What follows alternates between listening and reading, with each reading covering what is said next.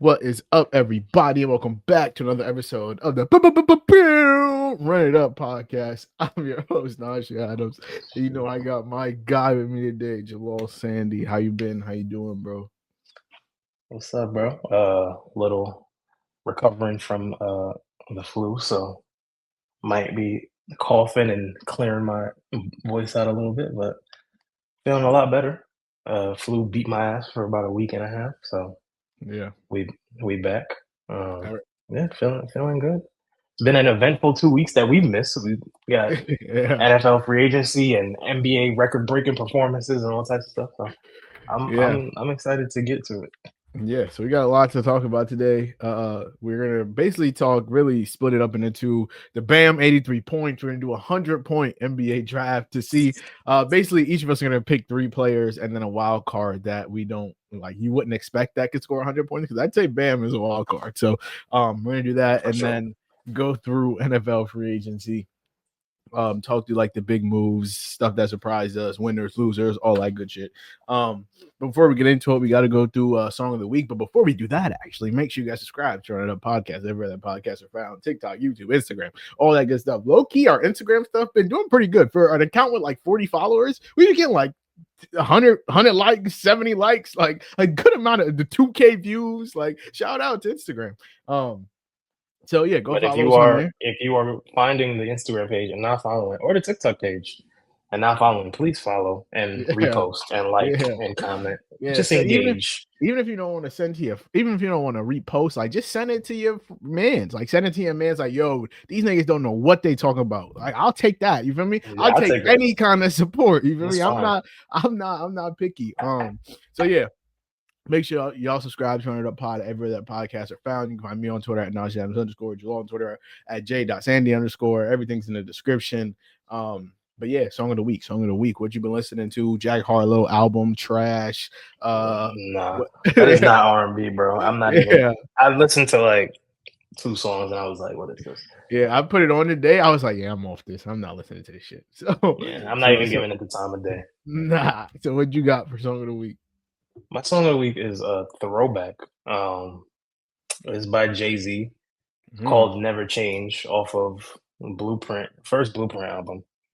Um, yeah, it's one of my favorite Jay-Z songs. I kind of just like the hook because he says never change. This is Jay every day, and I can kind of relate to that. No, shout out. Yeah, you good. You can check that. I respect that. Um, The next time I mine, post something on Instagram, that's gonna be that should my be a the joint. song I Yeah, that put. should be a song. Yeah, that would be hard. Um, Mine is by Sleepy Hollow and Chef G. It's called Baby I. It just released like last week or something like that. And I like it. And I feel like I haven't Aren't heard they it. in jail? They are both currently in jail. Yeah. So Okay, I thought so. I feel like I hadn't heard a collab song from them in a minute, so it was nice to hear it bring back some good vibes. It's like a calm, it's like 2 minutes, nothing crazy, but it is a good little song, good I little think that's slap, as little far as they could song. go. 2 minutes, two Yeah, and a half, yeah, and that's all they gonna give yeah. you. That's all they pushing. But yeah, so that's song of the week. Without further ado, Bam Adebayo. We've got to talk about it. He had 83 points. So I mean, I'm gonna give the floor to you as a Heat fan. Were you watching the game as it was unfolding? Or like was it like a oh my god, Bam has 30 in the first, let me turn this on? What was your thought process as he was Yeah, getting to 60, 70, 80? it Like was what was the vibe? so it's like what was that, Tuesday? I It's a think so. Tuesday night. They playing the Wizards. I'm like, all right, like no, and nobody's playing. It's literally like Bam and Davion Mitchell and Jaime Jaquez. Everybody Yeah. else that's like usually getting uh 20 plus minutes is not playing. Tyler Hero's out, Norm Powell's out. Oh, and Khalil Ware played as well. Um, Somebody else was out, but I can't remember who. But like Tyler Hero and Norm Powell, the two leading scorers of the team, are out. So I'm like, all right, they're gonna play the Wizards. They're gonna bust their ass, whatever. Tuesday night game, another dub. Get a notification. Bam's got 31 at the end of the first. And I was like, oh, okay. Like, damn, that's crazy. Like he must have just got hot because this year he is an improved scorer. He is shooting a lot better from three than usual. It's only like 33, 34%, but from the corner, he's money. Um, and I texted chat, I was like, Bam got 31 in the first. I was like, that's kind of crazy. So then so I turned it on like midway through the second, because I had to find a stream because I don't have League Pass, and he had 43 at half, and I'm like, he could break LeBron's record. So I gotta watch the third quarter. Like he's kind of close. And at the end of the third quarter, he broke the 40 seconds before the third quarter ended. He hit 62, and I was like, I never thought I would not see someone break LeBron's record, but like the Heat don't have a What was bunch of guys Bron's? that 61? 61. Yeah. So Bam had 62 at the end of because that's what I thought he was really like going for. Like once you get to 40 at half, it's like, all right, I could get 60 before the game's over. And I was like, okay, he's gonna shoot for 60. So then it's like it's the end of the third, he's got 62. With 9 minutes left in the fourth quarter, he had 70. So once he hit 70, at that point, I'm like, bro, you might as well try to go for 80. And I think a lot of people believe like the fourth quarter, like the whole fourth quarter is where it got nasty. Nah, not really. It wasn't really to the last 2 minutes. But no, it was like the last two. It was like the last two. So the biggest thing, for me, as a fan of the team and someone who likes Bam, but someone who's also criticized Bam for his lack of aggression and like lack of a bag, quote unquote. I think him being the one to score since Kobe to be the first one to score 80, not let alone break his record, but to get to 80, which is something that nobody else can say they've done. I think it's a testament to how hard he's worked to improve his game. Because like, if you go watch the highlights from the first half of that game, he was frying Alex Sarr. He was cooking Alex Sarr. And on top of that, like they didn't have anybody to guard him. That's why he took so many free throws, because it wasn't like he was foul grifting or trying to draw fouls. He's just like, okay, well, you have Anthony Gill in the game. Of course I'm going to attack the basket. And it just ended up that, he ended up with 43 free throws. And the biggest stat of the night is like, oh, he shot 16 free throws in the fourth quarter. The Wizards decided, hey, we're just going to let him cook us. And then he had 70, and they were like, oh, no. We can't be a part of history. You're already 80. A part of history. Yeah, we can't let him get 80. You already let him get 70.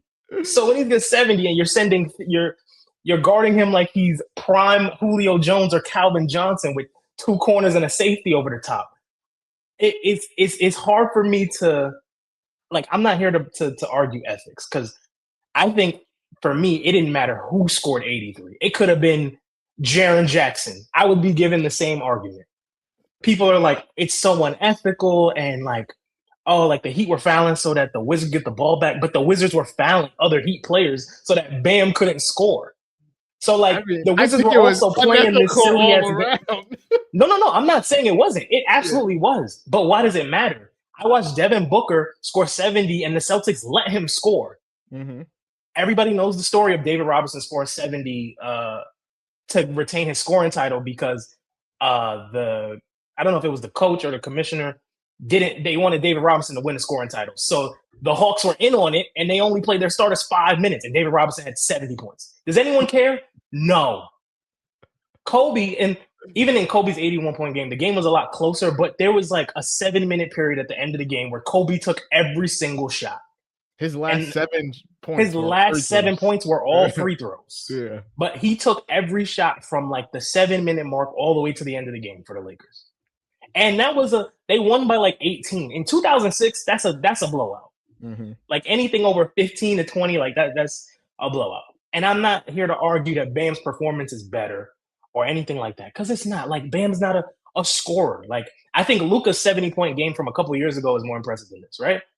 At the same time, scoring 80 points is still insane. It doesn't matter who does it. It doesn't matter how it's done. I'm not here to argue what's ethical and what's not, because I think when we start talking about unwritten rules of basketball, things get really nasty. The thing that I don't like about the whole discourse is that everybody jumps, and I think it's partially like Kobe fans, absolutely, and people who. But I think the issue is like that it was Bam and not that it was actually broken. Like, I think people would have accepted it if it was someone else. Yes. But at the same time, I feel like we can't say we want the game to progress and we want the game to grow.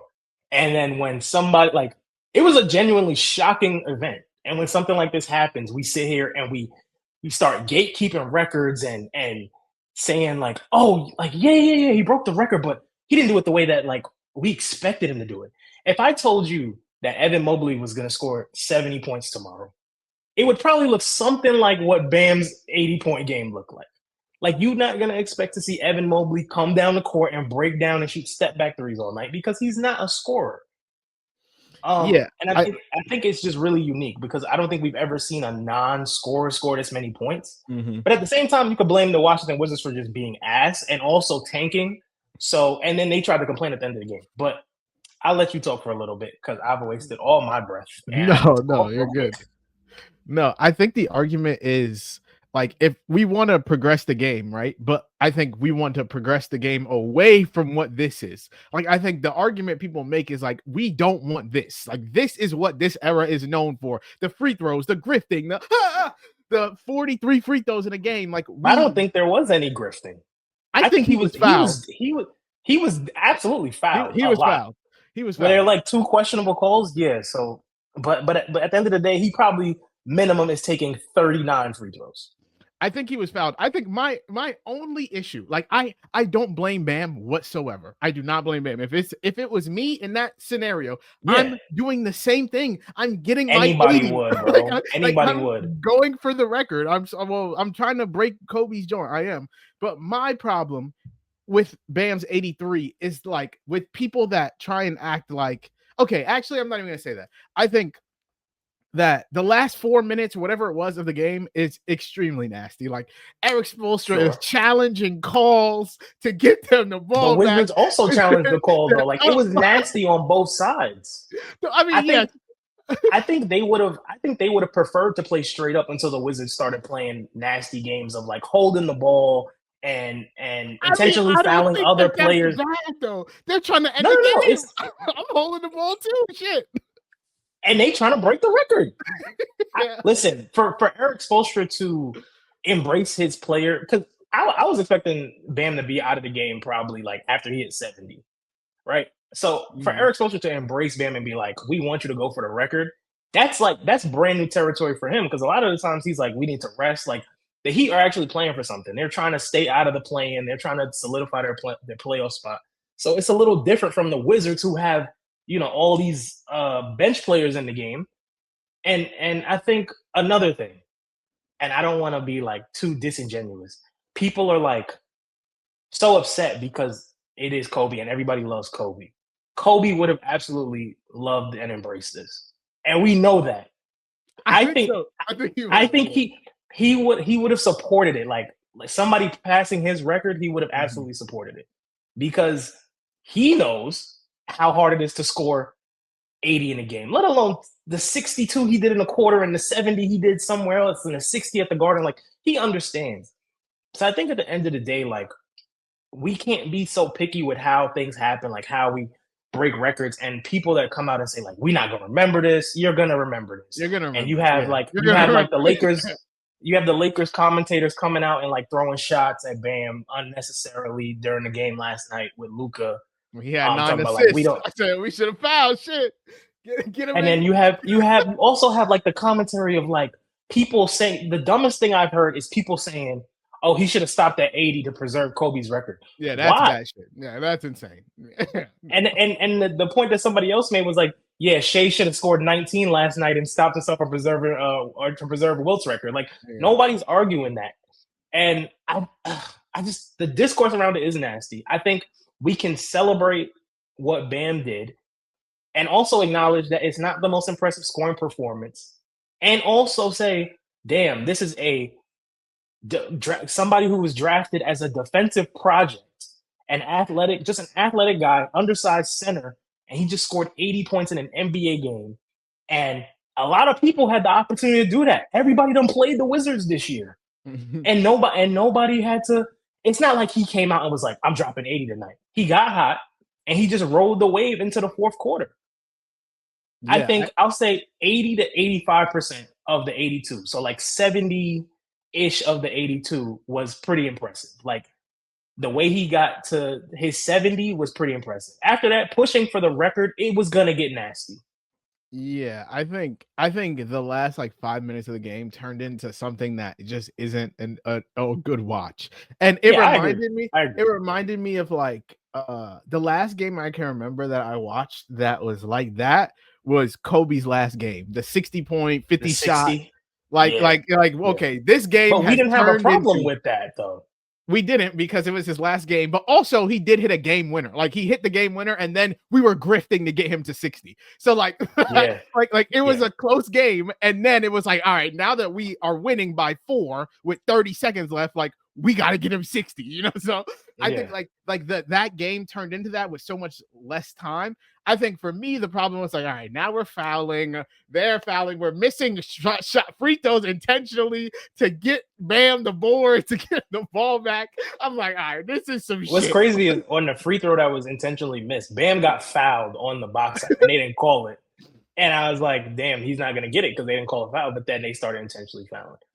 And Look, I go think ahead. the last thing I'll say is that like my problem with my problem with the Bam 83-point game is not Bam. Like I totally respect Bam. I would have did the same thing. My problem is with the people that are going to try and say that like, oh, 20 years from now, 50 years from now, whatever, we won't try and downplay this. Like we won't remember all of how this game ended. And I don't think that's true because like people try and downplay Wilt's 100-point game. No one saw it. Everyone's like, oh, this shit didn't happen. This shit didn't happen. Honestly, Kobe's 81 is like universally pretty respected. It's like universally Yeah, pretty revered, it's to be it's honest. revered as the greatest scoring performance ever. Yeah, like Kobe's 81 is pretty revered. But I think like when we look back at this 50 years from now and people are like, damn, Wilt, he had 100 points. Okay, let's go look at Wilt Chamberlain, the second highest points average ever. Only one person above him is Michael Jordan.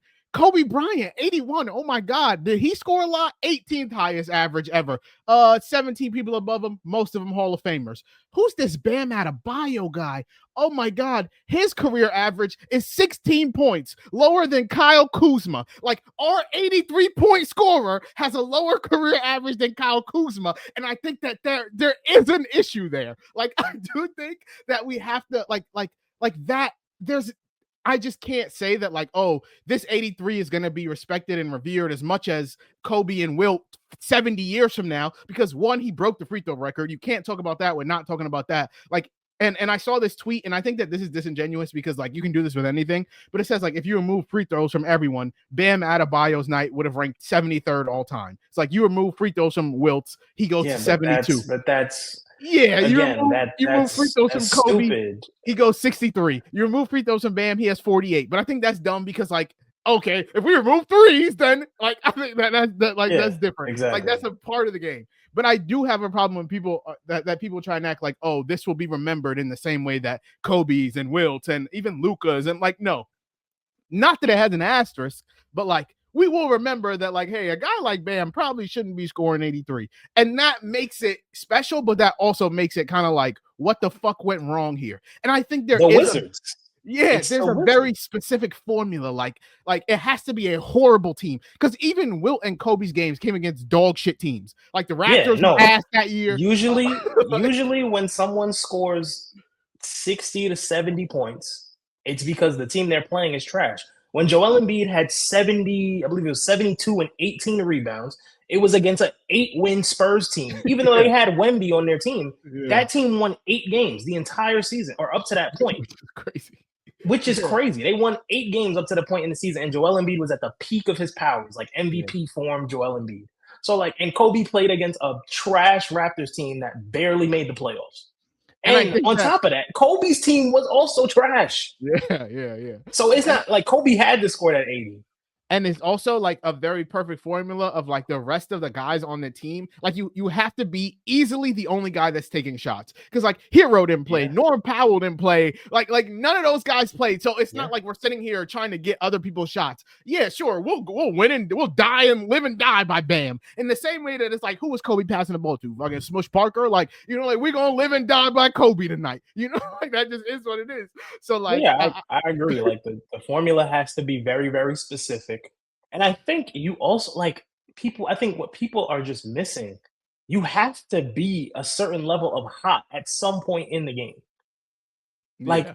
he didn't score 20 a quarter and hit 15 free throws a quarter. He had 62 in 3 quarters. Yeah, yeah. So, like, even though he took a shit ton of free throws and broke the record, the Wizards were also trying to stop him and triple teaming him so that he couldn't get it. Yeah. So, And like, they are I just agree with horrible, you. you know? The Wizards are horrible. So I think all in all, my main things are I think it was a great performance. It was fun for me as a fan of the team to see something like that because I didn't get to watch LeBron 61 because that was what, like 12 years ago, and I didn't have League Pass, couldn't afford it. So to watch it not only be the highest heat scoring performance, but like the second highest in NBA history is pretty cool. Like I'm just a basketball junkie and I like witnessing history. Mhm. When people break the 3-point records in the game, I love that. Like when people break certain scoring records for their team, that's pretty cool. When people are on scoring streaks, scoring 30 in X amount of games in a row, I think that's fire. Like I love all of that. And then the other thing that I want to address is just the discourse around people being so nasty. I was on Twitter today and Bleacher Report puts out a whole article ranking the most ethical scoring games in NBA. Why are we doing this? Was This is Luka's number one?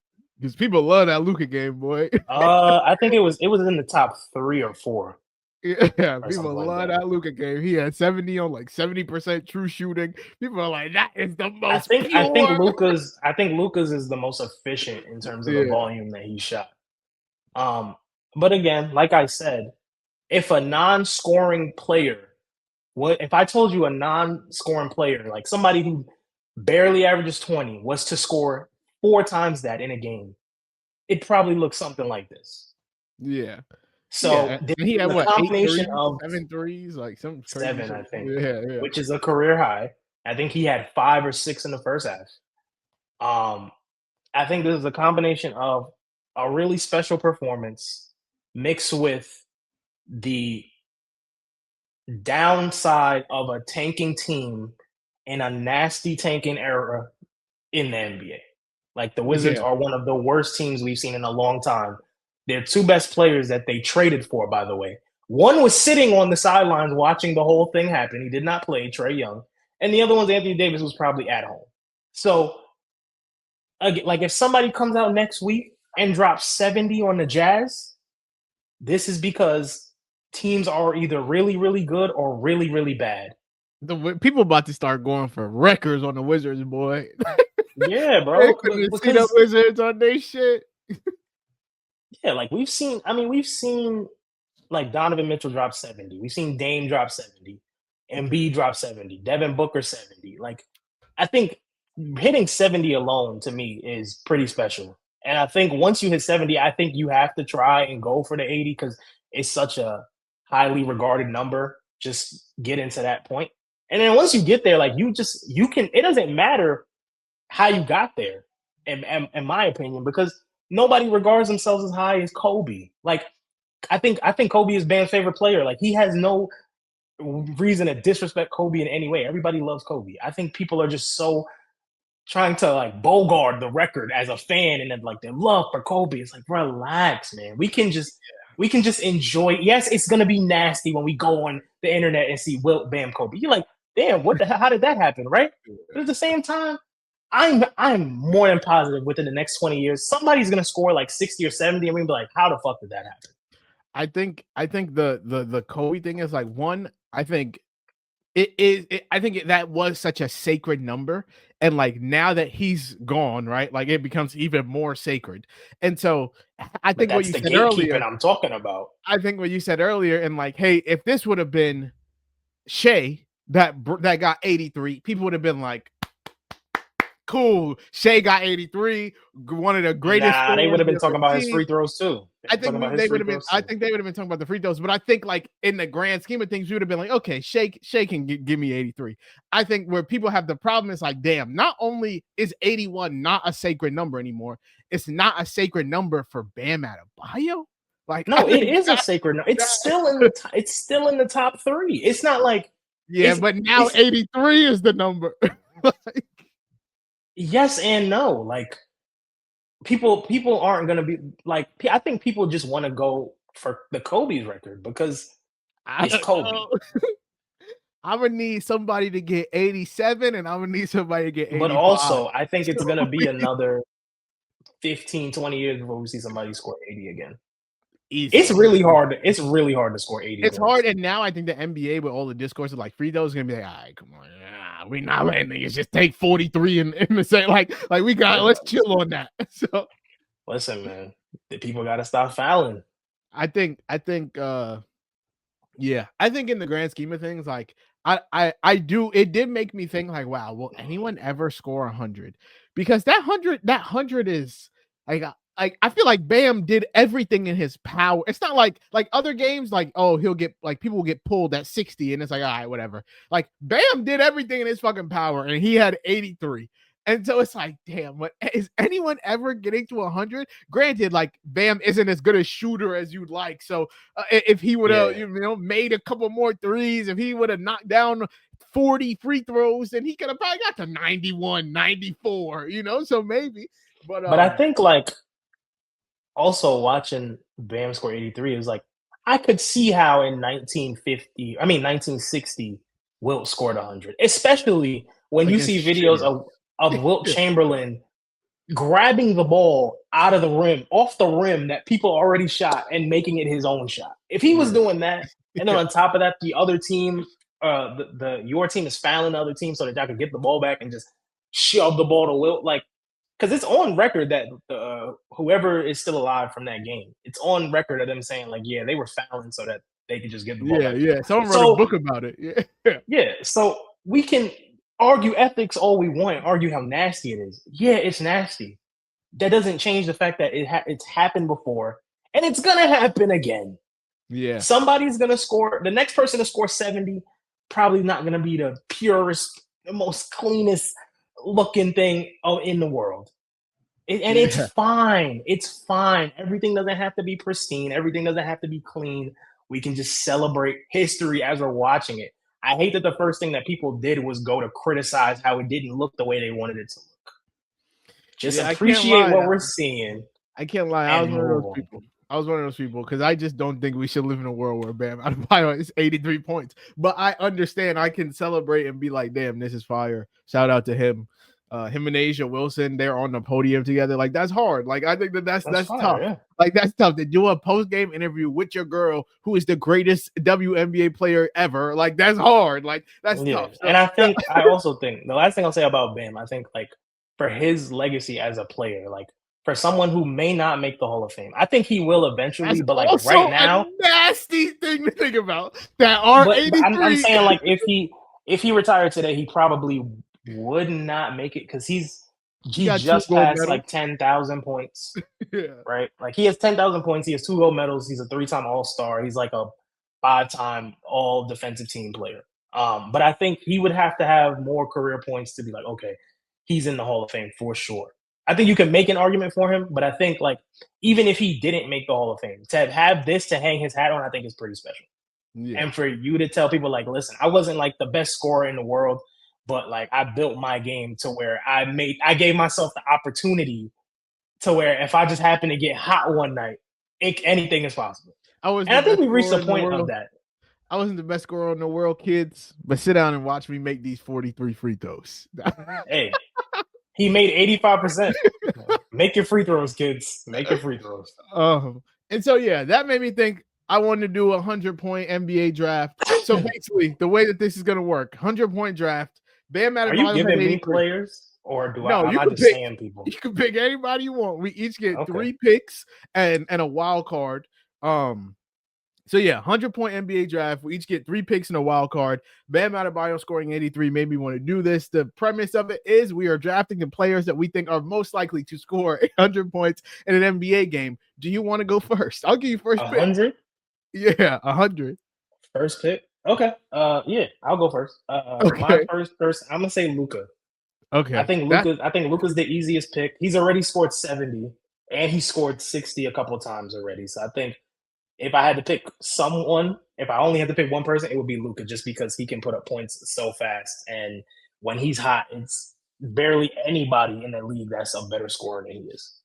Okay, so I figured first pick you would either take Luka or the guy I'm going to take. So I am going to select Victor Wembanyama. Because I think Ooh, when you look at the I didn't. That's what I 380, think you were gonna take. the 380-point scorers, two of them are bigs. so Yeah. so I'm gonna say on a random Tuesday night in March, when Keldon Mhm. Johnson and De'Aaron Fox and Dylan Harper are all sitting and they're playing the lowly Jazz, Wemby is a better 3-point shooter, probably prime Wemby, whatever this is, better 3-point shooter than Bam. There wasn't even a 3-point line when Wilt did the shit. So, like, I can see him knocking down, I don't know, 12 threes, getting mad rebounds, dunking. He like an 80% free throw shooter. I can see Wemby doing it. Yeah. So And that would Wemby gets be, fouled a lot just based off his size. Yeah, yeah. that's a good one. That's my pick. Who you got? I'm actually gonna pick the guy that I thought you were gonna pick because I thought I would have Wemby available to me, but that's fine. I'm gonna take Shea. I think Yeah. there is arguments to be made that Shea is the best scorer in the league today, Mm-hmm. arguably the best player in the league. He is on his way to a second straight MVP, having one of the most efficient seasons as a guard that we've seen in a very long time. And I think like we've never seen him score to that level yet to where we're like I think he's had 50 once, but we've never seen him get to the point where like he's so hot that you got to keep him in the game just to see how much he can get. Yeah. But I think if there was anyone in the league, there's only two players I think right now that can get that hot. Three. And he's one of them. Like to where Kobe used to get hot and it was like, damn, he could get 60 tonight. But I think Shea, like just picking the best scorer in the league, maybe the best player in the league, someone who makes almost 90% of his free throws Yeah. and gets to all of his spots. I think if he was a better 3-point shooter, he's improved his 3-point shot, but if he was a higher volume 3-point shooter, I think he'd score even more Yeah. often. Yeah. So I hesitated with this because I was like, he's a walking 30 ball, but like he doesn't score 50 that often. He might get you like just 30 for 20 straight games. But Yeah. I think if he got hot one night and he was shooting 30 for 40 and he had about 15 to 20 free throws, I think he could come close. Yeah. My next pick, I thought about Kyrie, to be honest, but I'm like, nah, I'm not gonna pick Kyrie. I'm gonna pick Steph because I do think it has to be someone, and I like that. I don't know that Steph will get to the basket enough if he's this hot from three to get to 100. But like, let's say it's a night where Steph has made 19 threes, some crazy shit like that. You know he's gonna make the free throws, like a pure volume. I could see Steph doing it. It would just have to be a fucking nuts night from him from three. So I got Wemby, Steph. You got Luka and Shea. Who's your last normal pick? This one is tough. I'm going back and forth between two guys. And I don't want to pick another. I don't want to pick a third guard, so I'm gonna pick Jokic. Mm.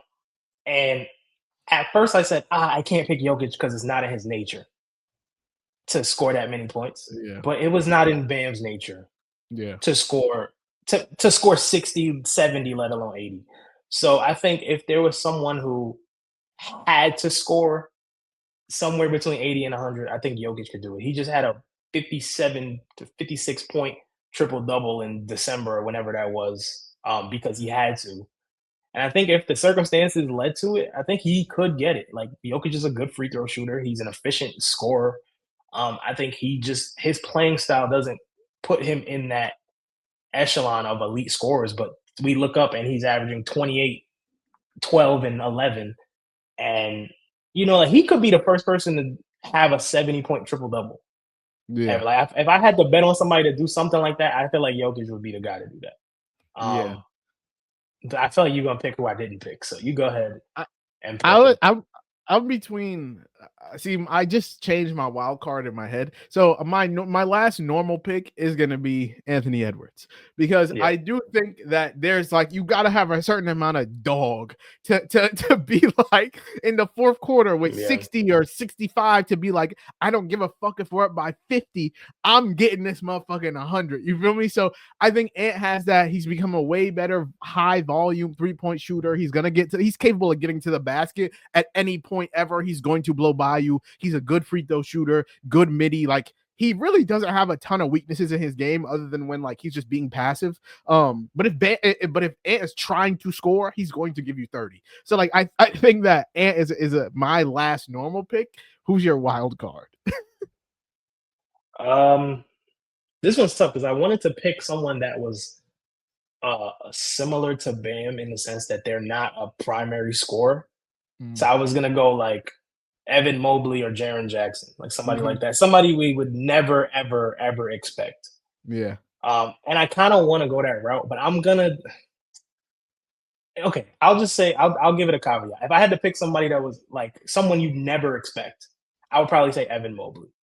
Okay. Um, because he's an elite defensive player. He can give you basically like scoring wise the same thing Bam can give you, 18 to 20. Um, and he's not an elite shooter, but he can hit the three ball. So like if there was a night where he could get up as many shots as he needed to get to that, I think the mark for people to believe they can get as many points as Bam got is getting to 70. I think 70 is the belief stage. Like you Yeah. get to 60 and you're Yeah. like 60's cool. Like, all right, I got to 60. 60's fire. But if you can get to 70, you're like, all right, I might as well at this point get as many points as I can. Yeah. So if I had to pick someone like Bam, I would say Evan Mobley. But my true wild card, I'm gonna say Jason Tatum. Mm. Um, I know he's fresh off of the Achilles injury and he does look very, very rusty. But fully healthy, he is an elite scorer. I think my only problem with Tatum and my hesitation with Tatum is his shot diet. I think he makes things so much harder than they have to be at times. He does settle for the pretty jumper over the easy layup or just the free throws. But he has grown as a player, and I think the older he gets, the easier things will get for him. And we've seen him drop 50 in a closeout playoff game. We've seen him drop 50 in the regular season. So like it's not too far fetched that he can get to 60 or 70 and then just ride that wave. It just to me, like the biggest thing is just how quick do you get hot? Mm-hmm. Like if you have 25 at the end of the first or 30 at the end of the first, you're on pace. Like Bam was on pace to score 90 something or something like that Yeah. at the end of the first quarter. So I think you just gotta get off to such a hot start that it's almost an out of body experience, and then just kind of cruise your way to the end. Yeah. Yeah. I think for me, my initial wild card was gonna be Con Knipple. But then I was like, I don't really I know. thought about that. I I thought don't know about if that too. the volume will be there because he will probably always be on a team with LaMelo and Brandon Miller, and like it has to be on a night where like they're not playing and he's playing. But I ended up going with Lauri Markkanen. Lauri Markkanen is my wild card because That's fun. he has had 51 in a game before. And like if you think about it, he's like an 85% free throw shooter. He's like a Mhm. 37% three-point shooter. I can see a realm where like it's halftime. Lauri Markkanen has 45 on 8 threes, and then it's the Jazz. So like who else is taking shots at me? Ace Bailey, Keontae George? No. I think the problem will be like they're either getting blown out or like the game is too close for them to lock in on him just chucking. But like in Yeah, a perfect scenario, I think Lauri Markkanen can get me 100. I'm not gonna lie. So Lauri Markkanen would be my wild card. I don't think he could do it on the Jazz, but I think because like you said, it would have to be probably a scenario where they're winning by like 15, 20, Yeah, and he can yeah. just take whatever shots he wants. But before we move on, I wanted to ask you, like, when do you think the next person will score? Not even 83, like the next person will reach 80. Because technically, there's only been three people ever Yeah, to it's reach only been 3 people. 80. Yeah. I think Because it took 20 years. It's been a little bit over 20 years since 81. I Um, think in the next who I want to say something outrageous, but I feel like I'm just saying that now because someone else had it. Like if you would have asked me last week, when's the next time someone scores 80? I'd have been like, oh, I don't know. So another now 10 years. yeah. So now that someone had it, I don't want that to like taint my vision. I think the next time someone scores 80, within the next 10 years. I think within the next 10 years, Nah, someone gets 80. I don't You think don't think so, so? bro. I think within the next 10 years. I think there's a level of pride of players that are gonna be like when somebody gets to like 77, 75. They're gonna be like, yeah, we're not about to get banned, bro. We about to triple team him.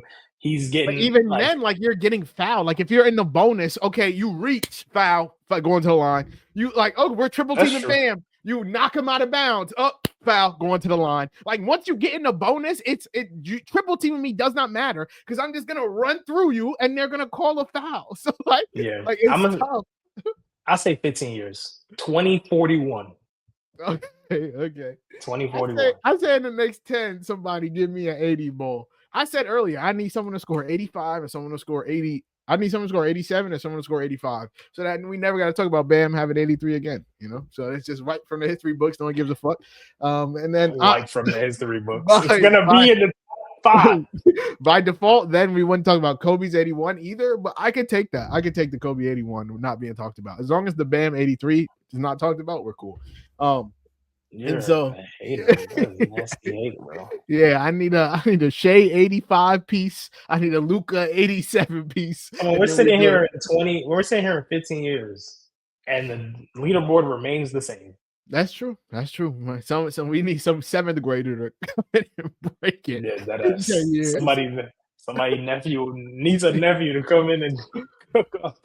I honestly want to see somebody score 100. Like I'm tired. Me too. I think that would be insane. Like I think like the viewing experience.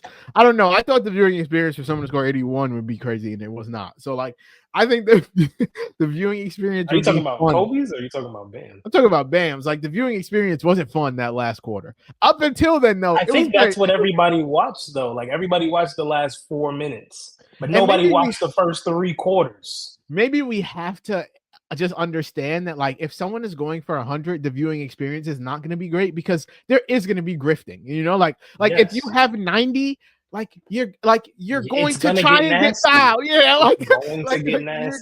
yeah, I think that if you have 92, you can't tell me that I don't know, it doesn't matter who it is. If even if I was the coach and my player had 92 with 5 minutes left, fuck it, I'm fouling.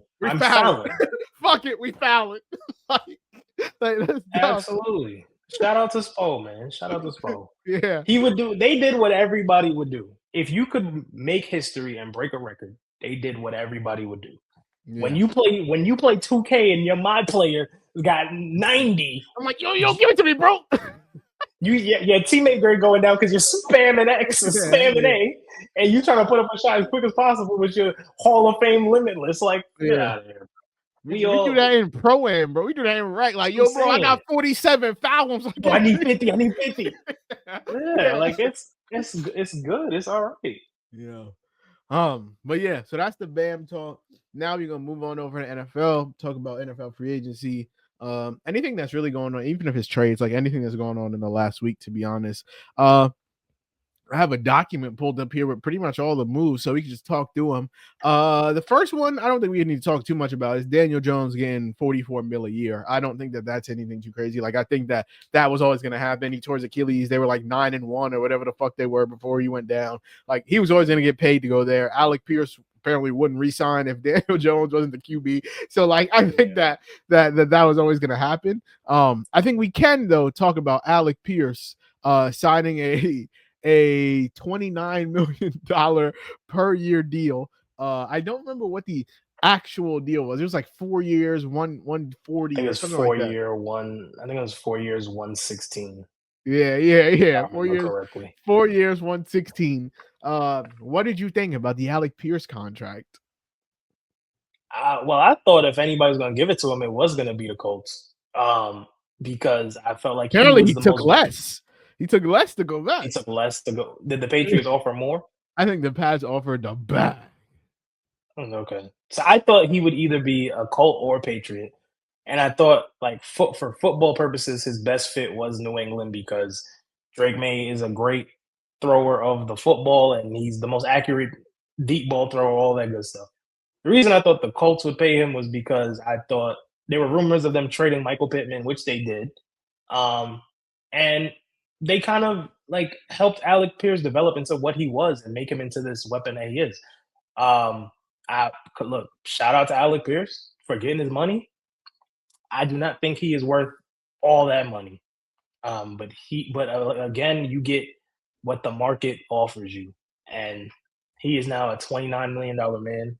I don't believe he is like a true number one receiver, but I do think he has an argument for the best deep threat in the league, and I think he's a really good number two. Like if he's your number two receiver, like that's respectable. But he barely broke 1,000 yards last year, and he only caught 47 passes.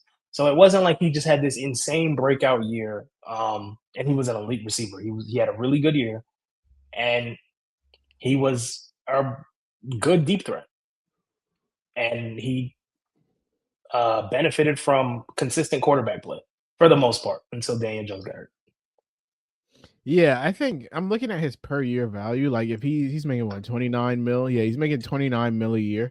That is that's what the 10th highest in I the think that's NFL. 10th or 11th. Like Yeah, Alec Pierce is just not he's not sniffing the top 25 wide receivers in the NFL. You know, like so like yeah, to make a top 30 receiver, a top 10 paid guy per year, I think is crazy. But then again, like the market dictates what he gets. So like if you want to say, okay, Alec Pierce isn't worth that, right? Then like as the Colts, okay, so what do we do? Right? Like okay, we let Alec Pierce walk and then do what? Have Michael Pittman and Josh Downs. Like I do think that I don't necessarily blame them for giving it to him because if the Pats are offering him 140 or whatever the fuck, like if they're willing to make him the seventh highest paid receiver. Like I do think you have to be like, all right, like this is what the market is now. We've got to just pay this guy what it's going to take to keep him because we gave up 2 firsts for a corner. So like we have to compete, right. you know, like we gave up 2 firsts for a corner. So we're in no position to play. Oh, we'll get him next year. Like we're not drafting a first Which round receiver. So a lot of the moves they've made over the last couple of years have looked idiotic now. Like it's like trading all of that for Sauce Gardner and uh to not even maybe make the not playoffs. Like, yeah, not signing like the Daniel Jones signing, they got a great return on investment, but having to commit to him instead of uh finding another quarterback or drafting a quarterback, drafting Anthony Richardson and forcing him to be a starter in his first year when he was clearly a project and only had flashes of brilliance because he was such an amazing athlete. Like there's so many things that went wrong, and I think the Colts are just they're kind of just stuck in like a purgatory state to where they'll never be good enough to win a Super Bowl, but they'll never be bad enough to miss the playoffs so much that they get a generational player to come in, or they just won't draft the right player until Chris Ballard is no longer the GM. Like they're in a really really tough spot. yeah. Um Next move, I'll this is your man's Malik Willis signs with the Dolphins. Who's Oh your yeah, shout backup out. QB now? I honestly want it to be We Justin don't have Fields. one. I need the I Jets think to it should be Justin Fields too. I need the Jets to drop him, and I need him to get the Malik Willis treatment because Yeah, no, that's I my agree guy. with you actually. Yeah, I need just, and I don't know if he would do it because I do think that there is some like he used to be the Bears QB, so going to be the Packers backup is like kind of demoralizing. So I don't know if he would do it, but I think he should. Like I think he should I totally think go he should. I and think embrace for the his backup role. yeah, no, for sure. I agree with you. Because that's what I was gonna say. It should be the backup, or they go like draft somebody. Yeah. Um, but Malik Willis, listen, he got traded for a seventh round pick 3 years ago, and everybody thought his career was over. He was drafted to save the Titans until they drafted Will Levis, and like his career was really in a downward spiral, and he took a few years to develop. And I mean, even with the limited snaps that he's gotten, he looks really good. And I hope he does play well because he's now given the keys to be like the maybe not the franchise guy, but definitely the guy that might get them to their franchise guy. You never know how well he's going to play. Um, the Could be Dolphins a are trying Justin to, Fields situation, you know, like he basically got the Fields yeah, contract with the Jets. Like that's basically what it was. yeah. I think he got 1 extra year, so he got 3 years. Yeah. And the Dolphins are trying to build a new culture. They got a new head coach from Green Bay, new GM from Green Bay. So like they are actively trying to create something new. There's no more Tua. They've released guys on defense that been on the team for a while. I think the only person that's left is Jalen Waddle. I don't know if he'll be a Dolphin or not going forward. Like they traded Minka Fitzpatrick. Um, and I'm curious to see the direction that the team goes in. But for Malik Willis, I think it's a great signing for Miami. I think whatever system they decide to implement down there will work, especially if they keep Achan and probably draft another receiver. I'm interested to see how the team looks in maybe a year or two. I think they might be terrible next year. Yeah. But I think they could be entertaining in terms of or exciting in terms of how their offense works. Yeah, I agree. I'm pretty much on the same page as you. I think like Malik Willis, shout out to him. I'm glad that he got a chance to go somewhere and start. I think that like I could see it crashing and burning because he really has only started like Mhm. what 6 games. Like, and I don't know that we've seen enough of him as like a passer, a like being a quarterback to really justify trying to build your offense around him. I also outside of Waddle and Achan, like there's not a ton of weapons for him there. Like it could get nasty, like as a first time head coach, it get very nasty. But I don't blame the Dolphins for taking the shot because like at the end of the day, like you look at what the like you give him a Justin Fields contract, like it's not that hard to get out of. Like the Jets gave this to him. The Jets gave Justin Fields a contract last summer. They're about to release him next summer. I mean, this summer, and who cares? Like it's like okay, cool, burn that, we'll be fine. Like I think it's like a high risk, high reward, low risk situation. Malik Willis isn't their guy. He's either going to get them to their guy or he will be horrible enough that they will get their guy in 2 years. So, I think that, Or in 1 year, yeah, because next year's class is really, really good, or it yeah. should be. So I don't blame it for the Dolphins. The next one we can touch on real quick there's two more QB ones really. The Geno Smith to the Jets. I'll talk on this one because he used to be my franchise quarterback and now he won a Super Bowl. So Geno Smith not my franchise quarterback anymore, not the Raiders franchise quarterback anymore. He is now back to the Jets where it all started. Back to QB purgatory, back to being horrible. Actually, he leads the league in interceptions for like every year since 2022. So I think that shout out, match made in heaven. I was never really a big Geno Smith fan. I was not, and then he left the Seahawks and started popping it because they beat the Pats week 1, and that was like the now he's not on the team anymore, and we won Super Bowl. So shout out to Geno Smith going to the Jets. I think it's good for Garrett Wilson at least because like this is probably the best quarterback he's played with. Realistically, like this is probably the best passer he's played with in a minute. So I'm Yeah, happy. Who you Aaron think? Rodgers off a Prime, torn yeah, Achilles is yeah. That still Rodgers better. was It's still decent. better than G. Yeah, that Rodgers was decent. Justin Fields was not doing anything for him, but I think we'll have a good Garrett Wilson year. He's kind of been just in purgatory forever, but I think this is really the situation where it's like, okay, you are definitely not our guy, so we're gonna be horrible next year, and we're gonna draft. Probably gonna have a top 5 pick, and we're gonna draft a guy, and it's gonna be great. Dante Moore, you are a Yeah, New York you Jet. can't He tried to escape run it. away from Yeah, it. can't He tried to escape run it, away buddy. from it. He's gonna be a Jet anyway. You cannot escape it. And so yeah, did you have any Jets thoughts? Nah, this was the most Jets thing ever because I Yeah, thought the Raiders were gonna cut him. Turns out they actually got something for him. So shout out to the Raiders for getting something for him.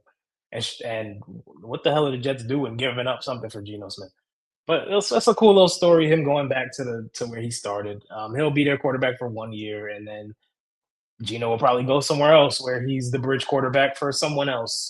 yeah, Yeah, it is what it is. It's a Jets thing. The Jets are rebuilding. yeah. Um, and I do think Geno is better than Justin Fields, so he should be the starter for the majority of the season next year. Last big QB thing, the Falcons signed Tua, basically a 1-year deal, basically a vet min. Two lefties, Tua versus Kevin Stefanski, coach. Tua versus Michael Penix for the QB job. Who do you think wins the job? And two, do you think the Falcons are any semblance of good next year? I think Tua wins the job because Penix is not healthy, Mm, and I think he would have to make up a lot of ground. I think it's going to be something similar to what happened with Daniel Jones and Anthony Richardson, to where the veteran kind of gets the first knock, the first opportunity, and then Penix kind of falls behind. But I'm hoping it's Penix because I like his potential. I think he does need to improve. Tua, like, look, you know what Tua is. What you see is what you get. He has some moments, but he is not like a game changing quarterback. I don't think it changes much, to be honest. Like, I think Stefanski running the offense does help, but their quarterback being Tua brings that back down. Um, yeah, so like Drake London and Kyle Pitts might have amazing years. Bijan might have the greatest year of his career. Um, but depending on how they decide to manage the game, they still could lose games because Stefanski decides to do something stupid. Like their defense is good enough to win them games in terms of like their front seven being as good as it is. I think it's pretty consistent. They kept the same DC, so like defensively they should be fine. I just have concerns with consistency from game to game, and that's been like a Falcons thing for a long time. They're just not consistent game to game, week to week, and Tua is a model of inconsistency. So I'm curious to see what they trust him to do, and what kind of quarterback they think he's going to be. Because we're still, I don't know how many years Stefanski's been coaching, but like I don't think he's ever had a good quarterback, and I think he loves it. So shout out Yeah, to him. I think Tua wins the job. I think the Falcons are gonna be pretty bad next year, to be honest. I think that they can win some games. Like I wouldn't be shocked if they won a couple games. They won 8, 9 games, but overall, like I don't think they're gonna be good. I think this Tua thing is gonna be a 1 year thing. I genuinely don't know where he's gonna be a quarterback after this year. Like I don't know that it'll be another team that's like, oh yeah, come in the same Geno Smith kind of vibe. Like it'll be another team Yeah, like that. So or he'll just be a backup like a Marcus Mariota. I thought he was yeah, going somewhere to have that Marcus Mariota role to just be a veteran backup. yeah. And like, hey, this is where I messed up, so like, don't fuck up the same way I did. But he's they said today he's going to compete to be a starter, so hey, good luck. Yeah, good luck. Next one, we've got Mike Evans signing with the 49ers, which I think is a great fit for them. Like Kyle Shanahan does great shit with X receivers, Julio Jones, Andre Johnson. Like he has been a X receiver whisperer. I love the fit. You cannot trout out. I mean, Brandon Ayuk really doesn't play football anymore, and you can't really trot out Ricky Pearsall, who honestly does not ever stay healthy for more than 3 games at a time as your wide receiver 1 next year in a division where the Seahawks just dominated you. You didn't score a touchdown versus the Seahawks since week 1, and um and the Rams are about to trade for AJ Brown. Like I think that like you've got to do something to continue to compete in that division. And I think this was probably the best that they could do. I think they will also draft somebody. I think they need speed at wide receiver because Mike Evans isn't a burner. Pearsall isn't a burner. Like they need someone who can be a real downfield threat in a different way than Mike Evans is. CMC is also like I don't know how many seasons CMC got left of workhorse volume like that. So I think that they're gonna have to figure something out at running back. This is also one of the least efficient years of his career. So like I think that's kind of what it starts to look like as the wheels start to fall off, like that, like CMC is getting to the point where it's like, okay, this is not a premier guy anymore. You know, like it doesn't just happen like this. It starts to look like, oh, your yards per carry went from 4.4 to 3.8. You know, and then now it's 3.3, Yeah, that'll and be now 3.0. yeah, Yeah. like So I think that kind of shit starts to happen. But overall, like I like the signing for them. It's a 3-year deal, but it's basically a 1-year deal. It's a 1-year, $16 million deal, and they can get out of it next summer. So 1-year deal for Mike Evans to take this and like he's got to believe that he can win the chip. And he said he was looking for targets and a good quarterback and a good play caller. He has pretty much all that. But like I do think like to not be a career buck is tough. But shout out, It is tough. he wants another ring. So we'll see with a guy that's never won one before. So good luck. I think so what do you think about the Mike Evans? Um, I don't love it as much as like other people do. On paper, it looks great, right? Like, oh my God, Mike Evans, Christian McCaffrey, and George Kittle when he comes back in December or whenever he decides to come back with Brock Purdy and Kyle Shanahan. Like, oh my God, like this is a great Madden team. Yeah. But Mike Evans is 31, 32, Might and be Christian older than McCaffrey, and I think he's like 32. yeah, 32. There you go. And Christian McCaffrey is 30, and George Kittle has an Achilles injury. And then your defense is getting older. Like Nick Bosa is now going to be a year removed from ACL. Fred Warner's getting older. They did sign Dre Greenlaw, so like that's pretty cool. And they have guys on defense that are familiar with the system. But I just think the 49ers are not accepting the fact that their window is closed. Like they're kicking the can down the road with Christian McCaffrey, giving it one last go and hoping Brock Purdy can stay healthy for 16 games or 17 games and they can kind of make some magic or something. And I think they'll be a solid team.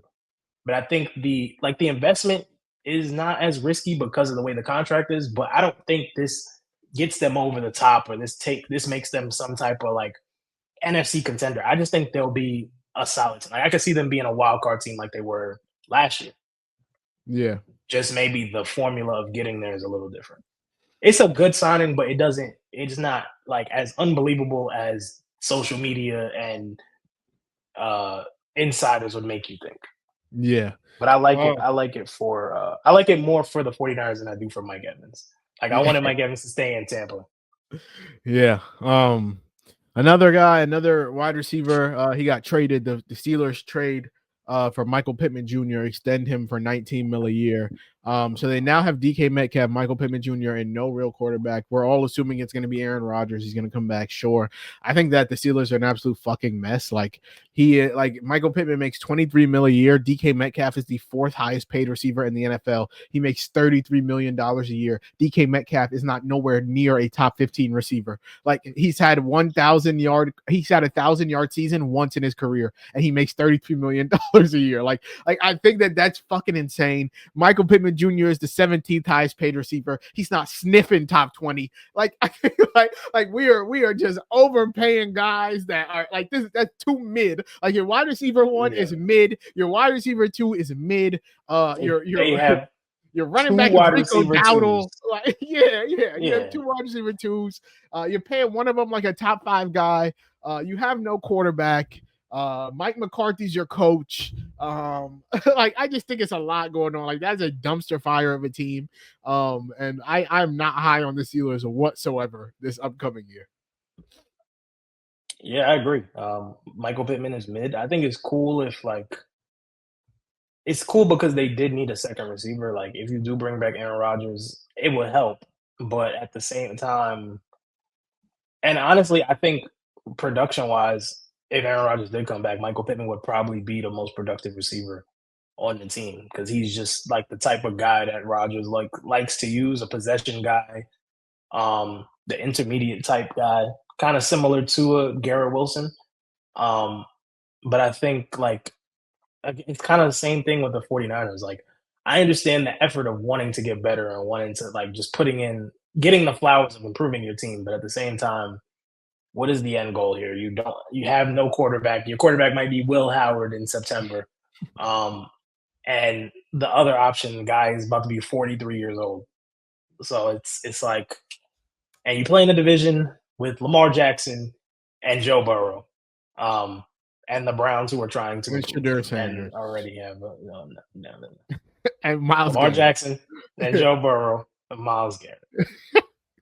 There we go. Yeah, and also they have an old defense, so I thought they would try to retool, bring in a new coach, but then when they brought in McCarthy, I'm like, they're gonna still try to compete. So what's the move that they make? And this is the move. I don't hate it, but it's like whatever. Like, it's cool for Michael Pittman's cool for a number 2, but your number 1 is also a number 2. So yeah.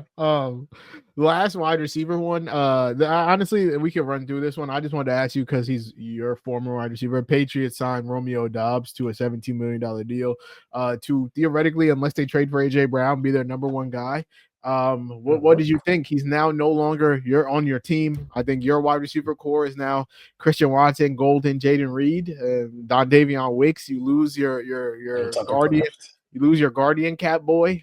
So what do you think? Cap king, man. Yeah, guardian cap king. Now I love Romeo Doubs. I've always come to his defense. I think he's a really, really good player.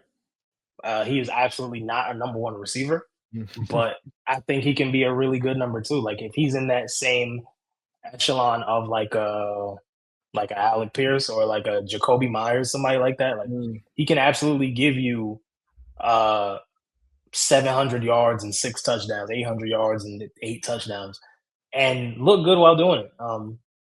I'm curious. He's not a burner, so he's not the type of number 1 that can constantly beat you over the top. So the Patriots still do need another receiver that can just stretch the field a little bit better. But I like it for them. He's a good player. I think people kind of look at his numbers and oh, he's mid, he's getting overpaid.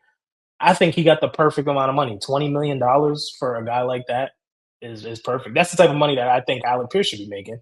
But because he hit 1,000 yards and is fast, he got his 29 instead of his 20. But shout out to Romeo Doubs. He will be missed he was probably my favorite receiver in the receiver room, and him and Jordan Love had a really good connection. So hopefully it works out for him.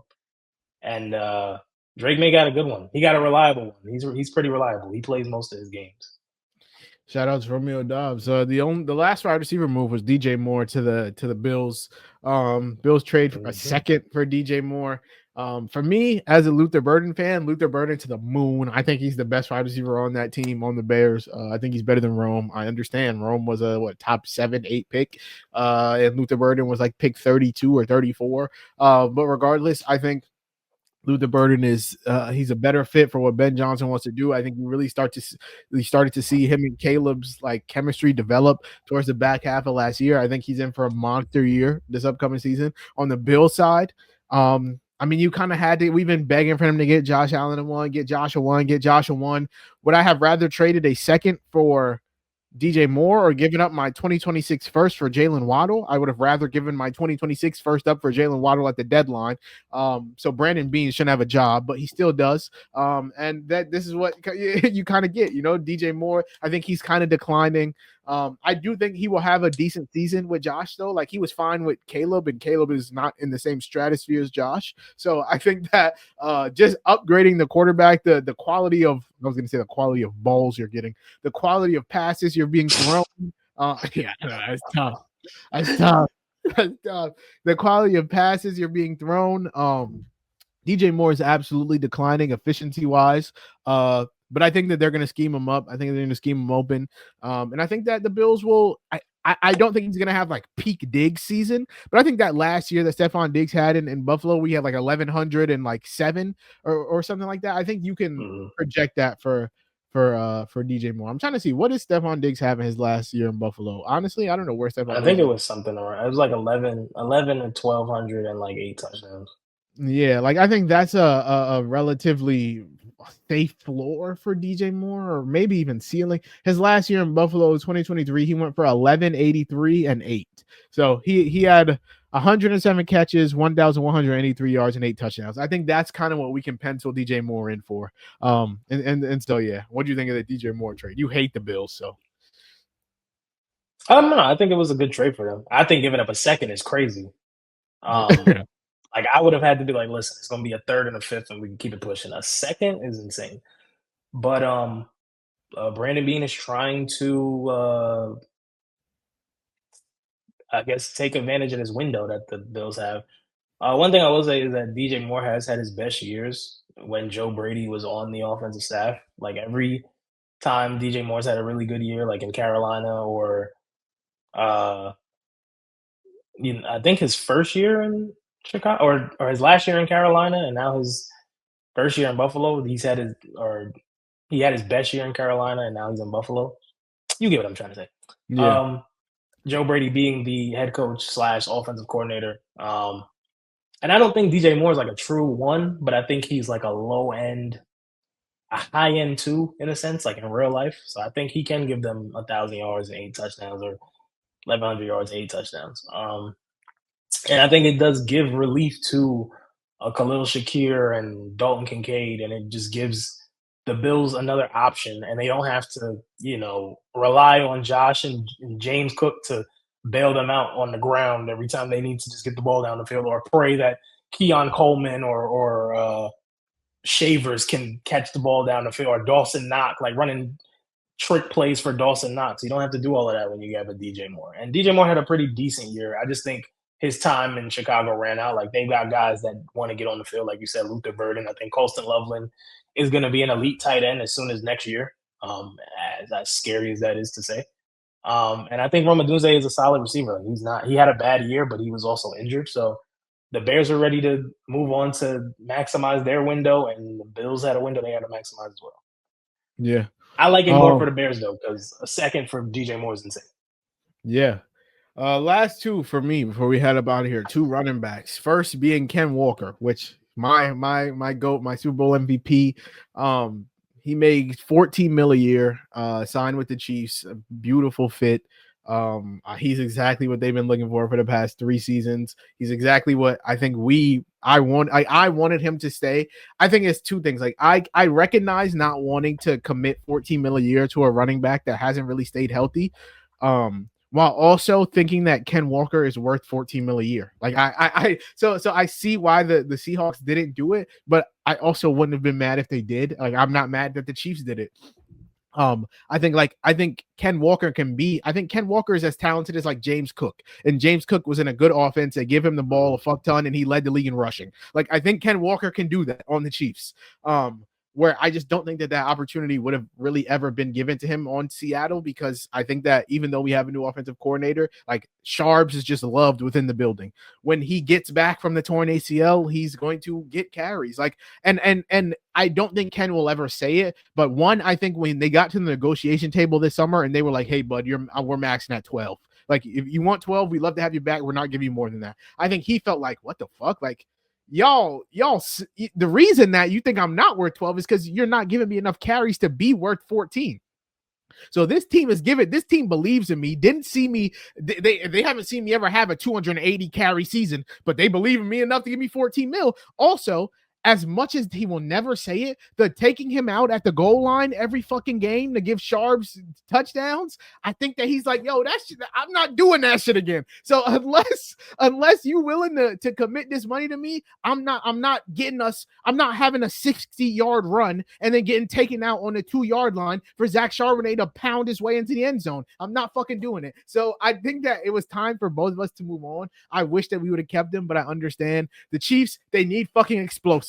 They need an explosive runner. They're facing light boxes every time, and Kareem Hunt and Isaiah Pacheco ain't doing shit. So I think that this is exactly what they need. A guy that can rip off a 70-yard run, a 40-yard run, and then let Pat Mahomes do what the fuck. Like, you're not going to key in on Ken Walker because you're never going to give Pat Mahomes an advantage. Like, you're just never not. So this should be the freest rushing lanes Ken Walker has ever seen in his career. Eric Bieniemy, say what you want, their offense was their most explosive with him at the helm.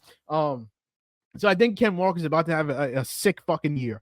And so I'm excited for Ken. I think this is exactly what the Chiefs needed. And I think this is a match made in heaven. So what do you think about it? I love the fit. I think he's the best running back they've had since, I'll say, rookie Kareem Hunt. And if we go even further back than that, Jamal Charles. He's just a dynamic runner. He's as talented as, like you said, like a James Cook type of running back. He can get to that type of ceiling, but he's had injury issues and honestly just never had the opportunity to get that. So I think the Chiefs knowing like, hey, we need a guy that we can just rely on to maybe not, like, we don't need to have a committee. Like, they did bring back Kareem Hunt, they let Pacheco go. But just to have a guy that you can rely on when the offense is keying in on Mahomes, or they're keying in on Kelsey, or Xavier Worthy's not getting the separation he needs, or Rashee Rice decides he wants to go to jail. Like, you need somebody else to give you an option that people have to worry about. Like, and Ken Walker can catch passes out of the backfield, but again, the Seahawks never really used him enough. Like, it was almost like they were trying to preserve him for the playoffs, and when they finally were forced to use him, he looked like damn near a superstar. So I like it for Ken Walker. He got his money.